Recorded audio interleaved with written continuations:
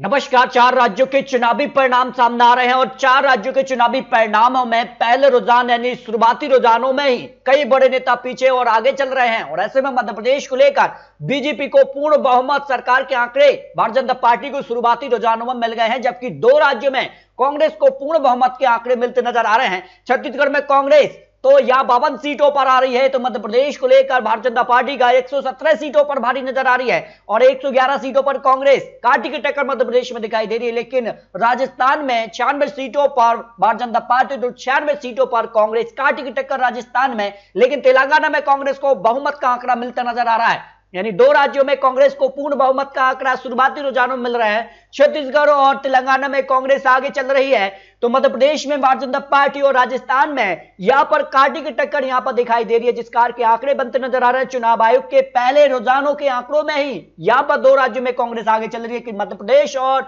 या राजस्थान में कांटे की टक्कर दिखाई दे रही है। तो एमपी में 120 सीटें भारतीय जनता पार्टी को जा रही है, कहीं कांग्रेस 95 के पक्ष में 2 सीटें, यानी सीधे तौर पर दो राज्यों में कांग्रेस बहुमत के आंकड़े को पार कर गई है। तो भारतीय जनता पार्टी मध्य प्रदेश में और राजस्थान में यहां पर कांटे की टक्कर दिखाई दे रही है और जिस कार से माना जा रहा है कि मध्य प्रदेश के लिए यहां पर कई बड़े नेता पीछे चल रहे हैं। हरदा से 2 सीटें, एक सीट पर भारतीय जनता पार्टी तो एक सीट पर कांग्रेस आगे चल रही है। इंदौर से 9 सीटें, 3 सीटों पर भारतीय जनता पार्टी, 4 सीटों पर कांग्रेस आगे चल रही है। उज्जैन की 7 सीटों में से 3 सीटों पर भारतीय जनता पार्टी तो एक सीट पर कांग्रेस आगे चल रही है। इस तरह से आगे पीछे का क्रम है और यहां पर अभी जो शुरुआती रुझान है उनमें ही यहां पर बड़े उलटफेर की संभावना दिखाई गई है। तो शुरुआती रुझान है और यहां पर अभी भी काफी समय बाकी है और ऐसे में क्या मामला पलटेगा और राजस्थान और मध्य प्रदेश में यह काफी महत्वपूर्ण हो जाता है। तो बहुत जल्द आपको यहां पर बहुत सटीक और यहां पर कौन मंत्री पीछे चल रहा है, कौन आगे चल रहा है, इसके भी रुझान बहुत जल्द आपको देने वाले हैं।